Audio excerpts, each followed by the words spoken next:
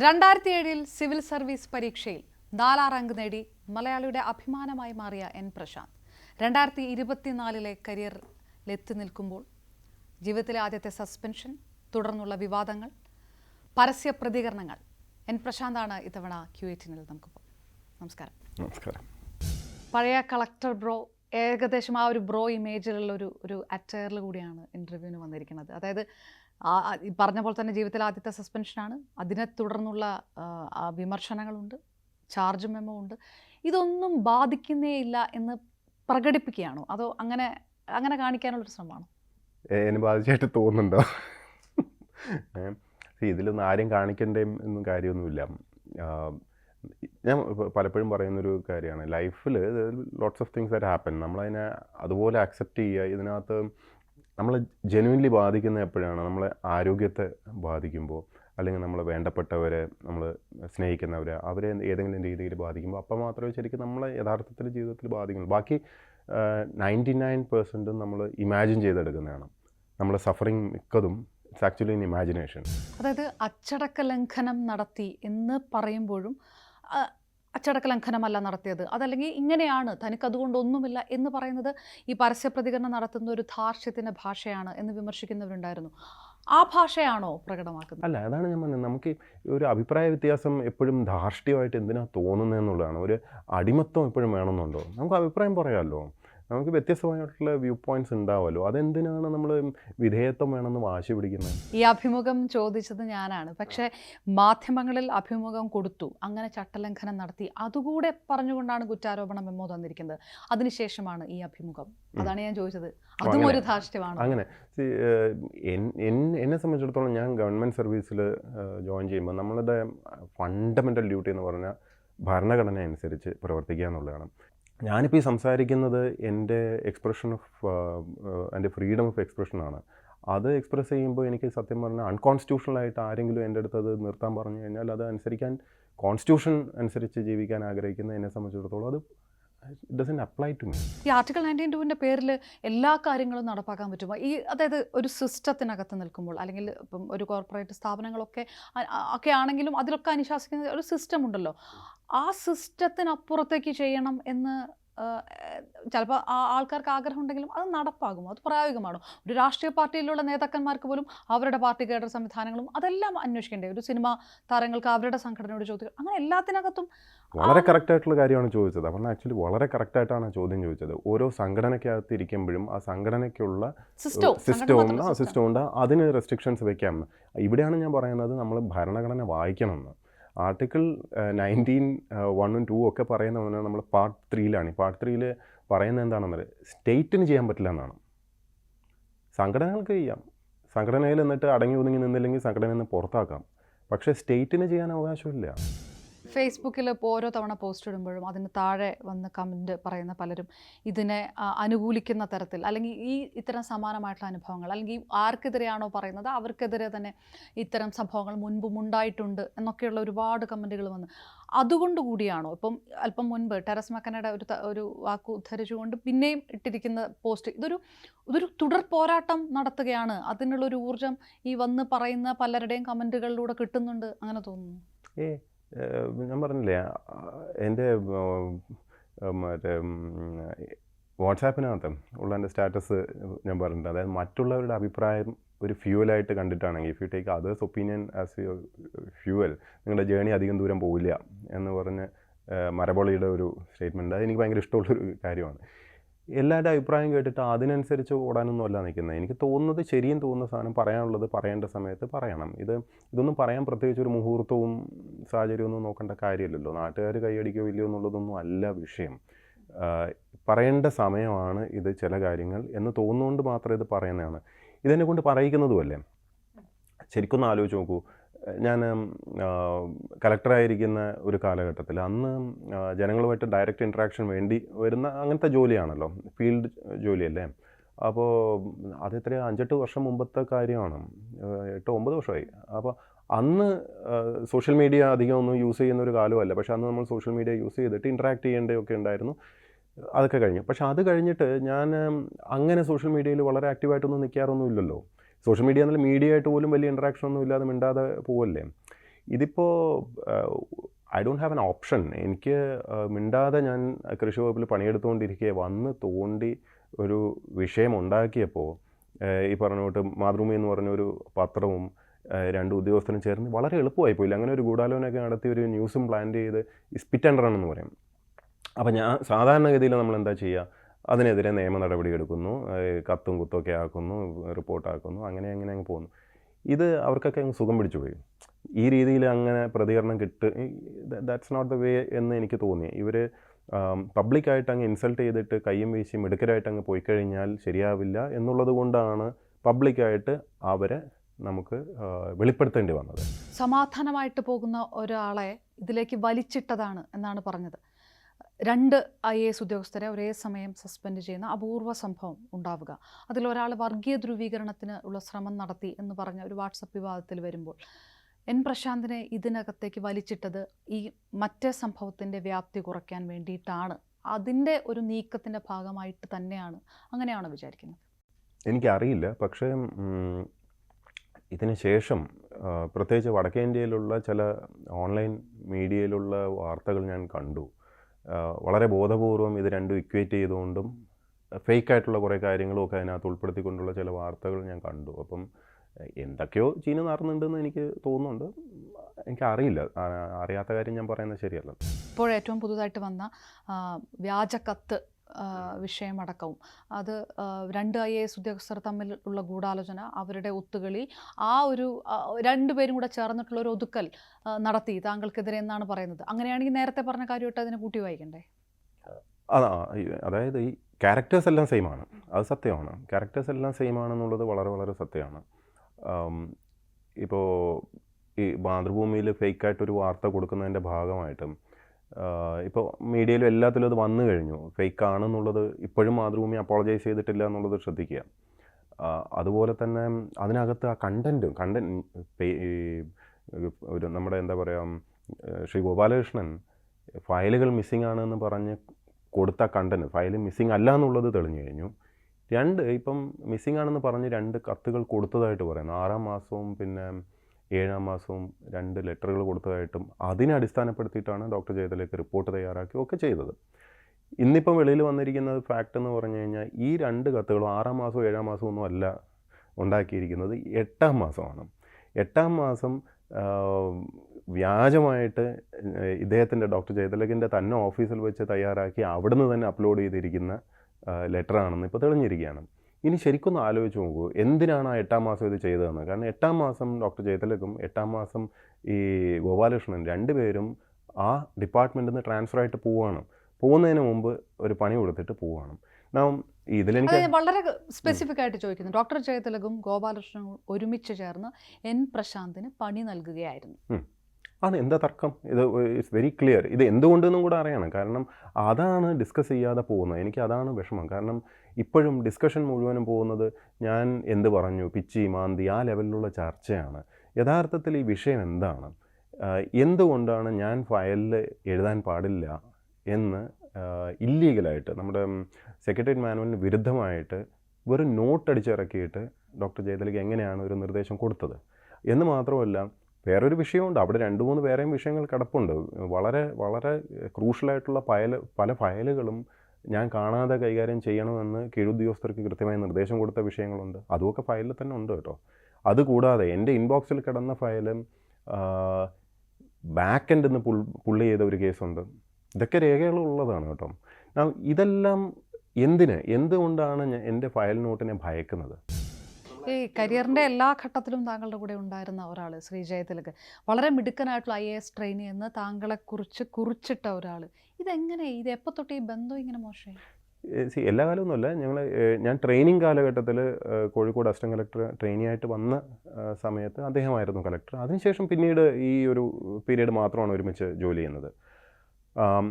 അന്നത്തെ ഡോക്ടർ ജയതിലകിൽ നിന്ന് ഇന്നത്തെ ഡോക്ടർ ജയതിലകിലേക്ക് നല്ല മാറ്റമുണ്ട്. അദ്ദേഹം കുറേ കൂടെ അത് ചില കാര്യങ്ങൾ വളരെ മോശമായി എന്ന് പറയാതെ വയ്യ. ഞാൻ കുറേ കേട്ടിട്ടുണ്ടായിരുന്നു, അതിനിടയിലുള്ള പീരീഡിൽ പലതും കേട്ടിട്ടുണ്ടായിരുന്നു. പക്ഷേ നമ്മൾ നേരിട്ട് അനുഭവിക്കേണ്ട ഒരു സാഹചര്യം വന്നിരുന്നില്ല. അവിടെ ഒരുമിച്ച് ഈ SC/ST ഡിപ്പാർട്ട്മെൻറ്റിൽ ജോലി ചെയ്തിരുന്ന പീരീഡിലും ആദ്യത്തെ പീരീഡ് വലിയ കുഴപ്പമൊന്നും, ഇടയ്ക്കൊരു സമയത്താണ് അദ്ദേഹം എന്തോ വളരെ അസ്വാഭാവികമായിട്ട് പെരുമാറുകയൊക്കെ ചെയ്തിരുന്നു. അതിനുശേഷം ഞാൻ അദ്ദേഹത്തെ നേരിട്ട് കണ്ട് ചോദിക്കുകയും ചെയ്തു, എന്താണ് സർ പ്രശ്നമെന്ന് ചോദിച്ചു, എന്താണ് വിഷയം. അന്ന് അദ്ദേഹം പറഞ്ഞു അദ്ദേഹം ഇമോഷണലി കുറച്ച് അപ്സെറ്റായി പോയതാണ്, അങ്ങനെയാണ് ഇങ്ങനെയാണ്, കുഴപ്പമൊന്നുമില്ല. പക്ഷേ അത് കഴിഞ്ഞ് വീണ്ടും തുടർന്നു. പിന്നീട് എനിക്ക് മനസ്സിലായത് ഒരു ഈഗോ ഇഷ്യൂ എന്തോ സംതിങ് ഇസ് ദെയർ. അദ്ദേഹത്തിൻ്റെ മനസ്സിൽ എന്താണെന്ന് നമുക്ക് കണ്ടുപിടിക്കാൻ മാജിക്കൊന്നുമില്ലല്ലോ.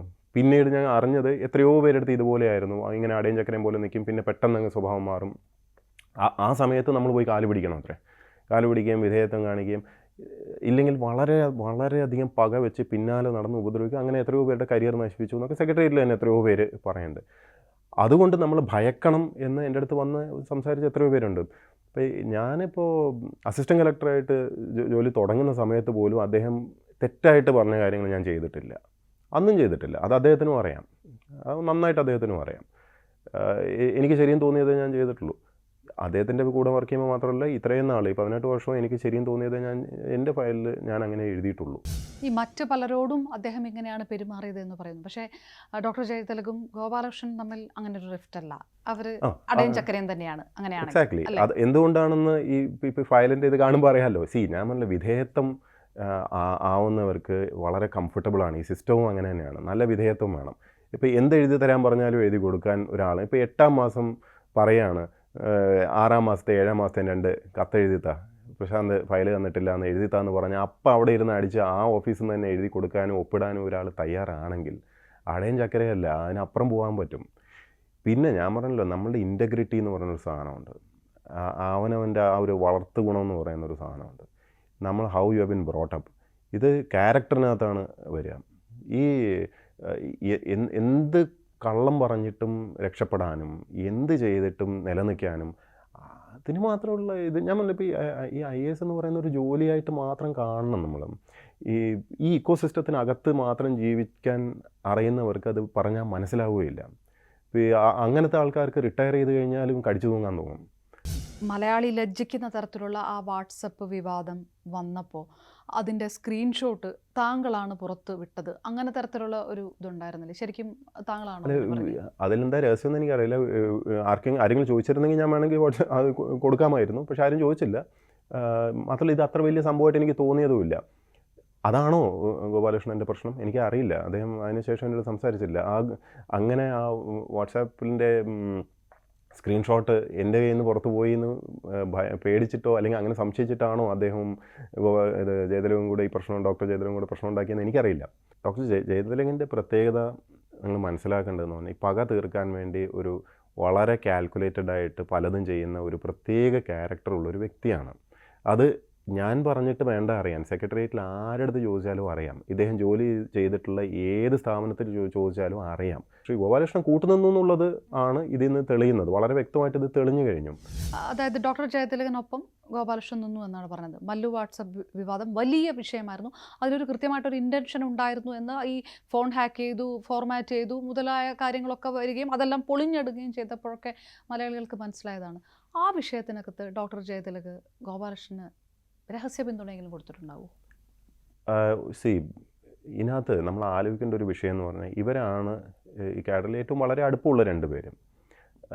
പക്ഷേ ഗോപാലകൃഷ്ണൻ ഒരു ഗ്രൂപ്പ് ഉണ്ടാക്കിയതിന് ശേഷം അതിനകത്ത് മറ്റൊരു ഉദ്യോഗസ്ഥ ചോദിക്കുന്നുണ്ട്, എന്താണ് ഗോപാൽ ഈ ഗ്രൂപ്പ് എന്ന്. അപ്പോൾ ഗോപാൽ അതിനകത്ത് പറയുന്നത് എൻ്റെ അടുത്ത് ഇത് ഉണ്ടാക്കാൻ ആവശ്യപ്പെട്ടുകൊണ്ടുണ്ടാക്കി എന്നും പറയുന്നുണ്ട്.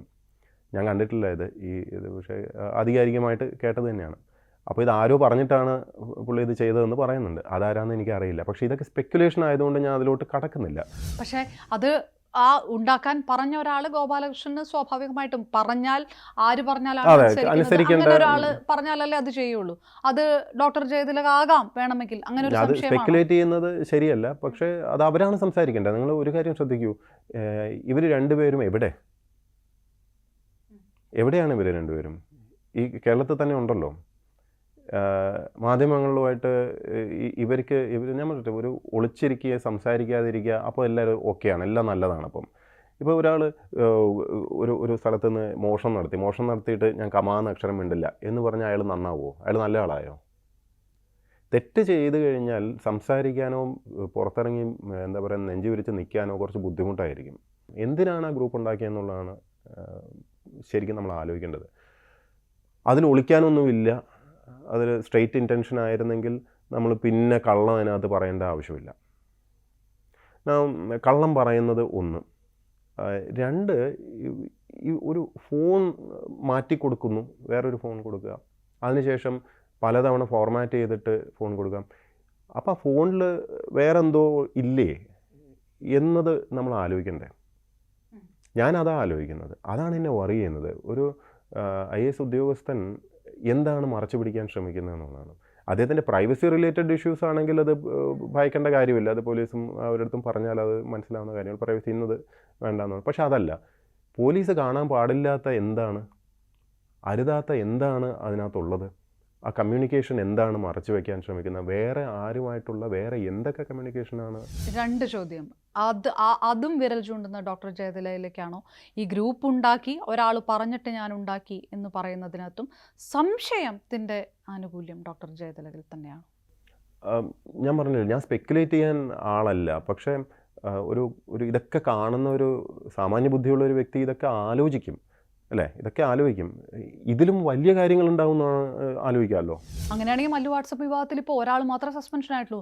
മറുവശത്തെക്കുറിച്ച് ആരും ചിന്തിക്കുന്നില്ല. മാത്രമല്ല, ഞാൻ വാട്സാപ്പ് ഗ്രൂപ്പ് എന്ന് ചിന്തിക്കുന്നതിനെക്കാട്ടിൽ ആ ഫോർമാറ്റ് ചെയ്യപ്പെട്ട ഫോൺ എന്നുള്ള രീതിയിൽ വേണം യഥാർത്ഥത്തിൽ ചിന്തിക്കാൻ. അതിനകത്ത് എന്തായിരുന്നു, ഇത്ര മറയ്ക്കാൻ എന്താണുള്ളത് എന്ന രീതിയിൽ ചിന്തിക്കണ്ടേ? ഒരു സാധാരണ ഗ്രൂപ്പ് ഉണ്ടാക്കിയാൽ ഇത്ര പാനിക്കാവേണ്ട കാര്യമുണ്ടോ? ഇത്ര പേടിക്കേണ്ട കാര്യമുണ്ടോ? ഒരു കോമൺ സെൻസ് അല്ലേ? ഗ്രൂപ്പ് ഉണ്ടാക്കി എന്ന് പറഞ്ഞാൽ തീർന്നില്ലേ? അപ്പോൾ അതല്ല, വേറെ എന്തോ ഭയപ്പെടുന്ന എന്തോ ഉണ്ടെന്ന് തോന്നുന്നില്ലേ? അപ്പോൾ ഒരു ഉദ്യോഗസ്ഥൻ എന്ത് പോസ്റ്റിലാണ് ഇരിക്കുന്നതെന്നും കൂടെ നമ്മളെപ്പോഴും ആലോചിക്കണം. അത് വെച്ചിട്ടാണ് നമ്മൾ നോക്കുക അല്ലേ? ഇപ്പോൾ ശ്രീ ഗോപാലകൃഷ്ണൻ ഇരിക്കുന്നത് ഇൻഡസ്ട്രീസ് വകുപ്പിലാണ്. ഇൻഡസ്ട്രീസ് വകുപ്പിൽ ഡയറക്ടറായിട്ട് ഇരിക്കുകയാണ്. അതിനു മുമ്പ് SC വകുപ്പിൽ ഇരുന്നിട്ടുണ്ട്, SC ഡെവലപ്മെൻറ്റിൽ. അവിടെ ഞാൻ സ്പെഷ്യൽ സെക്രട്ടറി ആയി ഇരുന്നിട്ടുണ്ട്. എൻ്റെ കീഴിൽ എനിക്ക് റിപ്പോർട്ട് ചെയ്തുകൊണ്ടിരുന്ന ആളാണ്. ഡോക്ടർ ജയതിലകു അവിടെ ഉണ്ടായിരുന്നതാണ്. അവിടെ ചില ഫയലുകളിൽ ഞാൻ ശക്തമായിട്ട് അഭിപ്രായം എഴുതേണ്ട വന്നതിൽ ഇവർ രണ്ടുപേരും ഇൻവോൾവുമാണ്. ഞാൻ അതിൽ കൂടുതൽ പറയുന്നില്ല. ഫോർമാറ്റ് ചെയ്യാൻ കൊടുത്ത ഫോണിനകത്ത് ഇത് തൊട്ടുള്ള കാര്യങ്ങൾ ഉണ്ടാകാം, ഗ്രൂപ്പ് കാര്യങ്ങളും.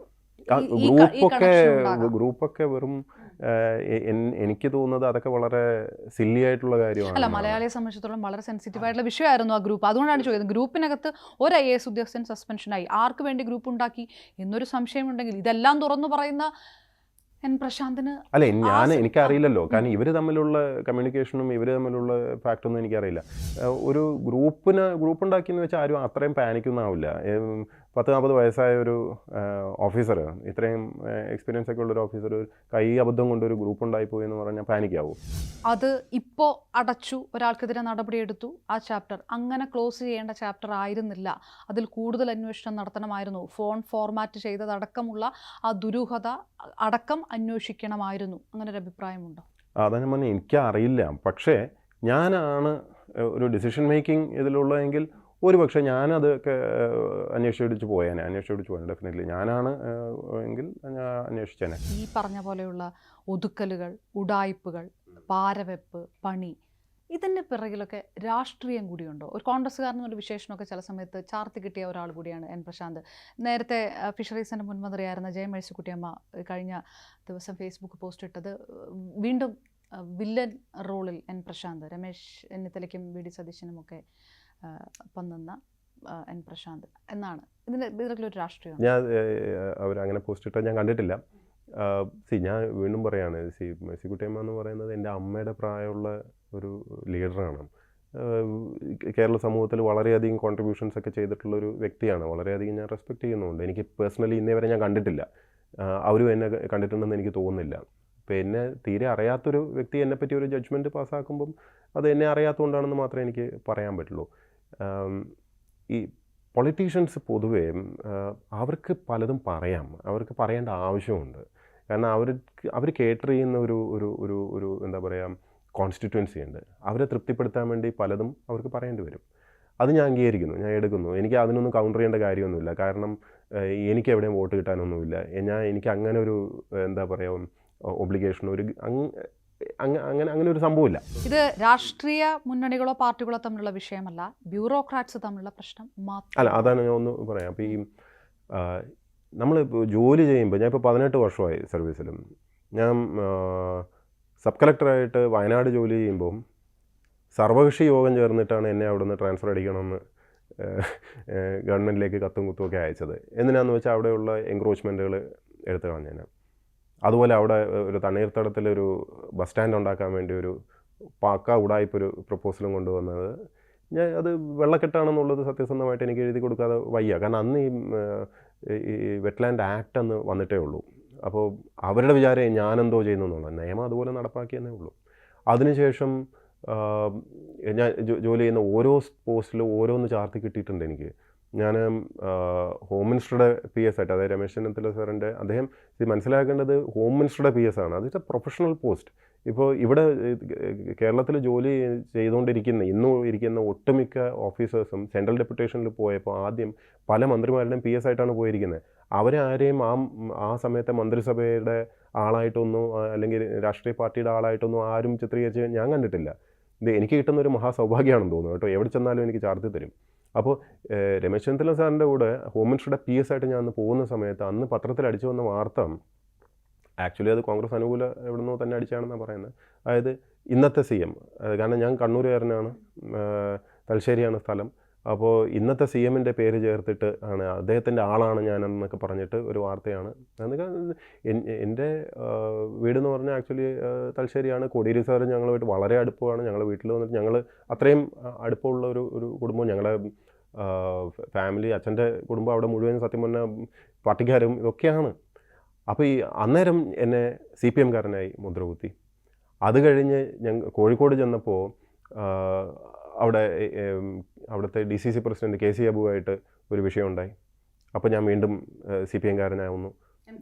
MK രാഘവനായിട്ട് ഇഷ്യൂ ഉണ്ടായിരുന്നു. വീണ്ടും അപ്പോൾ CPM-കാരനായി. എന്ന് മാത്രമല്ല അവിടെ ഇലക്ഷൻ സമയമായിരുന്നു. ഇലക്ഷൻ സമയത്താണ് ഒരു വിഷയം ഉണ്ടായത്. കാരണം ഇലക്ഷൻ നടത്തുന്നതിൽ കളക്ടറിൻ്റെ ജോലിയാണ്. അപ്പോൾ നിഷ്പക്ഷമായിട്ട് നടത്തിയേ പറ്റുള്ളൂ. അന്ന് അവിടെ എനിക്ക് തോന്നുന്നു സർവീസ് വോട്ടോ എന്തോ ഒരു വിഷയമായിട്ട് ബന്ധപ്പെട്ടിട്ട് എനിക്ക് നിലപാടെടുക്കേണ്ടി വന്നു. അപ്പോൾ ഉടനെ ഞാൻ CPM-കാരനായി മാറി. അത് കഴിഞ്ഞ് കളക്ടർഷിപ്പ് കഴിഞ്ഞ് ഞാൻ സെൻട്രൽ ഡെപ്യൂട്ടേഷനിൽ പോയി. സെൻട്രൽ ഡെപ്യൂട്ടേഷനിൽ ശ്രീ അൽഫോൺസ് കണ്ണന്താനത്തിൻ്റെ PS ആയിട്ട് സെൻട്രലിൽ പോയി. അപ്പോൾ ഞാൻ BJP-കാരനായി പെട്ടെന്ന്. അവിടുന്ന് ഞാൻ വിട്ടിട്ട് വന്നപ്പം ഉടനെ അപ്പം BJP വിരുദ്ധനായി കുറച്ച് കാലത്തേക്ക്. പിന്നെ KSINC-യിൽ വർക്ക് ചെയ്യായിരുന്നു. KSINC-യിൽ വർക്ക് ചെയ്ത് പോകുമ്പോഴേക്കും ഞാൻ വീണ്ടും CPM-കാരനായി മാറി. അങ്ങനെ ഇരിക്കുകയാണ് ഇത് വരുന്നത്. ആഴക്കടൽ പ്രശ്നവും വിവാദവും വരുന്നത്. അന്ന് ഇലക്ഷൻ സമയമാണ്. അതുകൂടെ പറയാം. കാരണം ഇലക്ഷൻ സമയത്ത് അന്ന് ഈ വിവാദം വന്ന് വലിയ പ്രശ്നമൊക്കെ ആവുന്ന സമയത്ത് ഇലക്ഷൻ ആയതുകൊണ്ടാണ് ഞാൻ അന്ന് മൗനം പാലിച്ച് മിണ്ടായിരുന്നത്. അന്ന് ഞാൻ മിണ്ടിയിട്ടില്ല. ആ വിഷയം ഞാൻ സത്യം പറഞ്ഞാൽ ഇതുവരെയും മിണ്ടിയിട്ടില്ല. അതിനകത്ത് ഇന്ന് ഈ വിഷയത്തിൽ ഞാൻ സംസാരിക്കുന്ന പോലെ ആ വിഷയം സംസാരിച്ചിട്ടേ ഇല്ല. അത് കൃത്യമായിട്ട് ഞാൻ അത് സംസാരിക്കാൻ എനിക്ക് അറിയാഞ്ഞിട്ടല്ല കേട്ടോ. അത് ഞാൻ സംസാരിക്കാത്തതെന്ന് പറഞ്ഞാൽ എൻ്റെ മാന്യതയാണ്. എൻ്റെ വളരെ മാന്യത കൊണ്ട് മാത്രമാണ് ഞാൻ അത് സംസാരിക്കാത്തത്. അത് വളരെ പ്രൊഫഷണലായിട്ടാണ് ഞാൻ കൈകാര്യം ചെയ്തതെന്ന് ഇവിടെയുള്ള എല്ലാവർക്കും അറിയാം. എല്ലാ പാർട്ടിയിൽപ്പെട്ടവരുടെയും മേളിലുള്ള ആൾക്കാർക്ക് എല്ലാവർക്കും നന്നായിട്ട് അറിയാം. ഒന്നുമില്ലെങ്കിലും വേണ്ട, ഞാൻ പേരുകൾ പറയുന്നില്ല, പോട്ടെ. പക്ഷേ ഇല്ല, അതൊന്നും ഞാൻ പറഞ്ഞ ഒരു ജെന്റിൽമാൻലി ഒരു സംഭവമുണ്ട്. ഇപ്പോൾ ഈ വിഷയമായിട്ട് ബന്ധപ്പെട്ടിട്ട് എനിക്ക് പറയേണ്ടതായതുകൊണ്ടാണ് ഇത്രയും ഞാൻ പറയുന്നത്. കാരണം എനിക്ക് ബ്യൂറോക്രസിക്കകത്ത് 10-18 വർഷമായി. എനിക്ക് അറിയാവുന്ന പല കാര്യങ്ങളും ഉണ്ട്. അതൊന്നും വിളിച്ച് പറയുന്നതിലല്ല എൻ്റെ പണി. അതല്ലല്ലോ എൻ്റെ ജോലി. ഞാൻ പണിയെടുത്ത് മിണ്ടാതെ പോവുക. ഇപ്പോഴും ഈ വിഷയവും ഈ വിവാദവും ഇതൊക്കെ ആയിട്ട് കണക്റ്റഡ് ആയിട്ടുള്ള ആൾക്കാരുടെ തന്നെ പല ഫയലുകളും പല വിഷയങ്ങളും ഒക്കെ ഉണ്ട്. ഇതൊന്നും അതല്ല എൻ്റെ പണി. അതൊന്നും അല്ല. ഞാൻ ഡോക്ടർ ജയതിലകിനെ പോലെ അല്ല. ഞാൻ ഈ പക വീട്ടാനോ പകരം വീട്ടാനോ അല്ലെങ്കിൽ പോയിൻ്റ് സ്കോർ ചെയ്യാനോ അതിനുവേണ്ടി ഒന്നും അല്ല സംസാരിക്കുന്നത്. ഞാൻ എൻ്റെ റെപ്യൂട്ടേഷനെ ബാധിക്കുന്ന രീതിയിൽ ഒരു കാര്യവുമില്ല. അത് അനാവശ്യമായിട്ട് ഞാൻ മിണ്ടാതെ കൃഷി വകുപ്പിൽ പണിയെടുത്തുകൊണ്ടിരിക്കുന്ന എൻ്റെ അടുത്ത് വന്ന് ഇത്രയും മോശമായ രീതിയിൽ അതും ഒരു കോൺസ്പിറസിയൊക്കെ നടത്തി, ഐ ഡോണ്ട് ഡിസേർവ് ദിസ്. ഞാൻ പണിയെടുക്കാത്ത വ്യക്തിയോ അല്ലെങ്കിൽ എന്താ പറയുക സർക്കാരിന് നഷ്ടം ഉണ്ടാക്കുന്ന വ്യക്തി അങ്ങനെയൊന്നുമല്ലല്ലോ. ഞാൻ മര്യാദയ്ക്ക് പണിയെടുക്കുന്നില്ല എന്ന് ആണെങ്കിൽ എൻ്റെ ബോസ് പറയട്ടെ, അല്ലെങ്കിൽ എൻ്റെ മന്ത്രി പറയട്ടെ. അങ്ങനെ അല്ല എന്നാണ് എൻ്റെ ഉത്തമ വിശ്വാസം. അങ്ങനെ ഇരിക്കെ നല്ലത് ശബാശൊന്നും പറയണമെന്ന് ഞാൻ പറയുന്നില്ല. പുറം തട്ടി മിടുമിടുക്കനൊന്നും ആരും പറയണമെന്ന് ഞാൻ പറയുന്നില്ല. പക്ഷേ ചുമ്മാ ഉപദ്രവിക്കരുത്. Yes, right. എന്നാൽ IAS-കാർക്ക് നിശബ്ദത പാലിച്ചിരിക്കേണ്ട ആവശ്യമില്ല എന്നുള്ളത് തന്നെയാണ് പൊതുജനങ്ങളുടെയും അഭിപ്രായം തന്നെ. വളരെയധികം നന്ദി പ്രശാന്ത്. ശരി, താങ്ക് യു സോ മച്ച്.